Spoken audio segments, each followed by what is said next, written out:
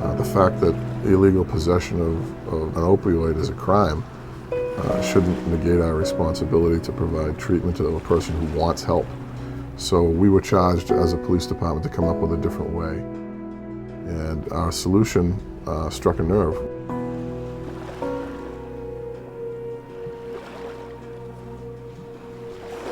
I'm sleeping in my car and I'm scamming and hustling the meager dollars that I can get to get, high and try and not stay dope sick until I was scrolling on my phone and I read about the Gloucester initiative. I called the Gloucester Police Department and I asked them would they take anybody in. I said, listen, I'm from California, I'm trying to get out there. And he kind of chuckled and he was like, yeah, just show up.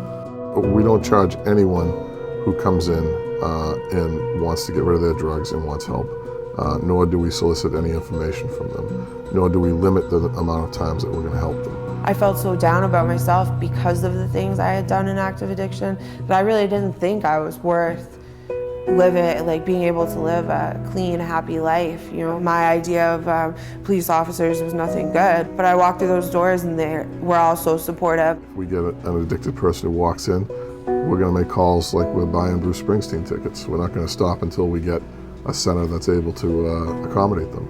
Probably the most courageous portion of this is the decision of the addicted person themselves to walk into a police station and ask for help. So I got on a plane.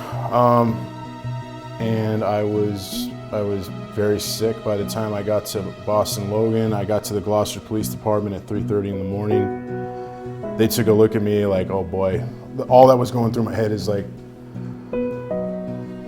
this has got to work or I'm gonna die. But when I got to the police station and they didn't arrest me and they didn't put me in handcuffs, and I sat with a gentleman named George who was like the first angel. And he sat there with me for 11 hours and we talked. And from there I went on to a detox. I think it's very fulfilling basically for me because I can come in here and have an immediate effect and help somebody and give them that kind of emotional support that they clearly need. The Gloucester PD actually helped me pay for my sober house. I didn't last long in the sober house. The night before my birthday, I lapsed. I used once and I actually ended up overdosing and I died 3 times that night at the house.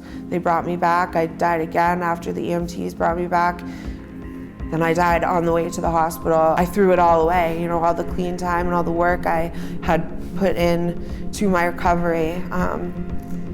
But I called the chief and told him what had happened, and they still supported me and they got me about here. They helped me save my life. We don't pretend that the Gloucester program is going to work in every city, but every single police department can pass a pamphlet out. Every single police department can print on their webpage a list of detox centers. Like we've been doing for years, take each case individually.